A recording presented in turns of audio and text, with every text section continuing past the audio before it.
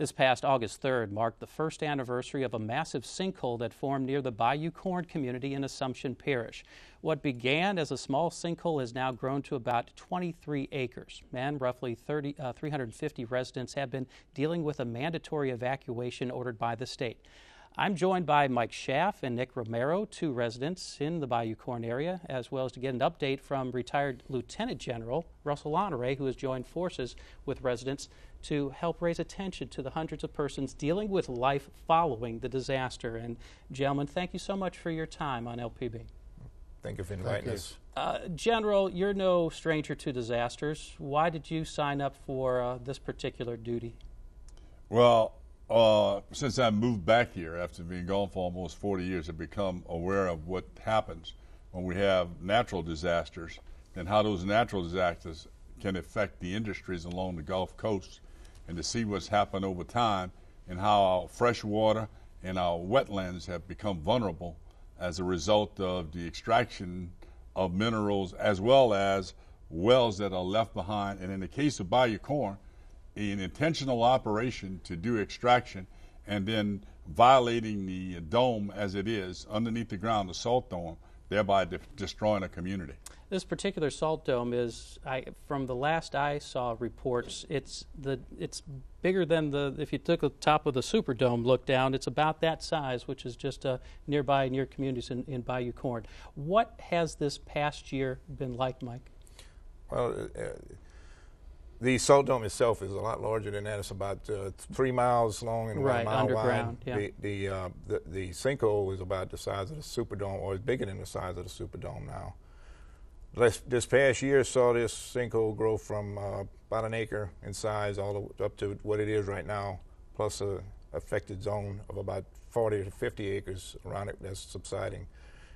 It casts this Bayou Corne community into hell, basically, is what I like to say, because what we had before was a paradise, and what we have now is nothing but an experiment being carried on trying to solve this environmental disaster. Nick, how would you describe your past year?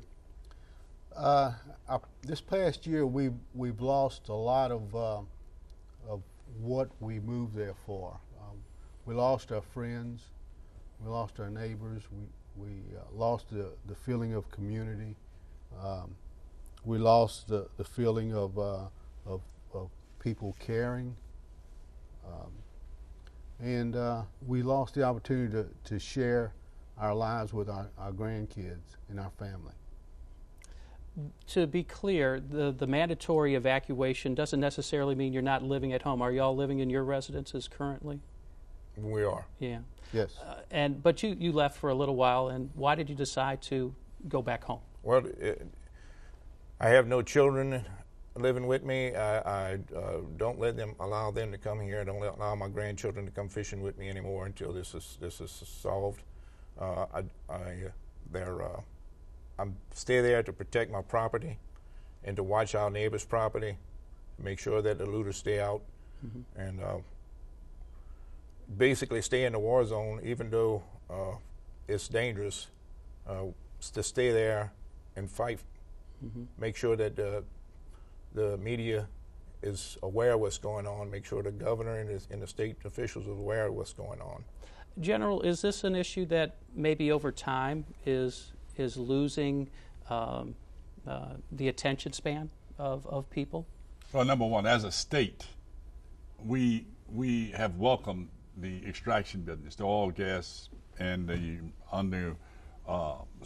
the mining of the salt dome. We have valued that as an industry that have brought jobs and prosperity to the state. The problem is that they're not regulated. They're expected to self-regulate. We don't have the capacity in the state to monitor, control, and make sure that these companies are complying with the Clean Water Act.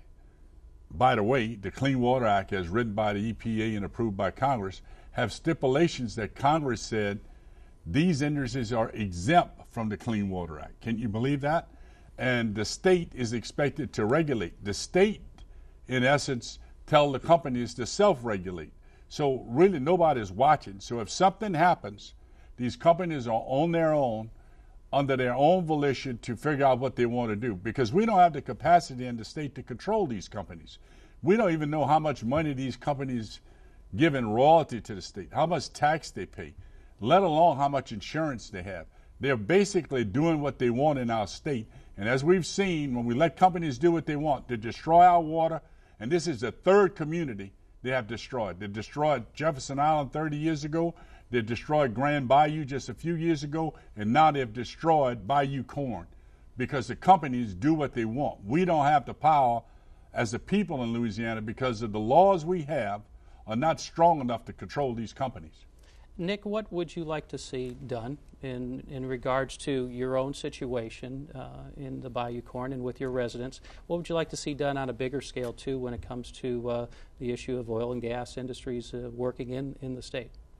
Well, as far as the oil and gas industries, I'd like to see some better regulations. I'd like to see some changes in the permitting. They need to be make sure that they've got enough insurance. Make sure that let's keep the lawyers out of this thing. Let's put things in there where people know if you cause an evacuation, there is a schedule in there that says this is what you're going to pay, and then after so many months, 3 months, you know, you buy these people out and have it done within 5 months.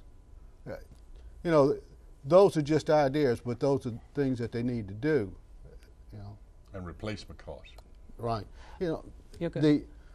know, the other thing is that with Texas Brine and the buyout, which is going on now, they are robbing, or I should say stealing, these properties from these people. You know, when they make a settlement, the settlement is a complete settlement for mental anguish, for health issues, for your property and everything else. And all they're offering is, in a lot of cases, less than what the fair market value is. You know, so, you know, they want to advertise that they've got 63 settlements out of 92 families that don't have attorneys. But they're not telling you what they actually paid for them. They stealing that property. And they're not paying replacement value. Okay. No. Mike, I'm going to leave the last word with you. Is this a saga that it almost seems like it's almost never ending? Do you see the end in sight? Well, what they got here is a big experiment on what they're trying to solve. The gas in the aquifer right now is the worst threat to the neighborhood and to the people traveling on Highway 70. We have a big experiment. They started with, they finally got Texas Brine to do 3D seismic to see what was going on, and the guys promised that would tell us what gas they had. It would quantify the gas. Turned out that was not true. Then they came in with another experiment with a magnetometer to read the top of the aquifer. Couldn't do it with that either. They're trying several more experiments, and they're trying it in our neighborhood, and we don't like being guinea pigs. What they need to do, the state needs to settle down and remove Texas Brine out the equation. They need to get people in here that know what they're doing, people like Boots and Coots, people like Ready There that can stop this at the source, 6,000 feet down. These people are just, Texas Brine is in the brining business, not in the oil well business. This is not an oil and gas problem, even though it is right now, but this was a cavern problem.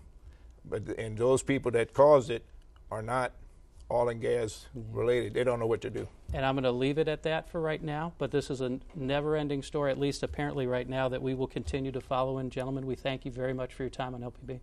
Thank you very much, Charlie, for having us. Thank you.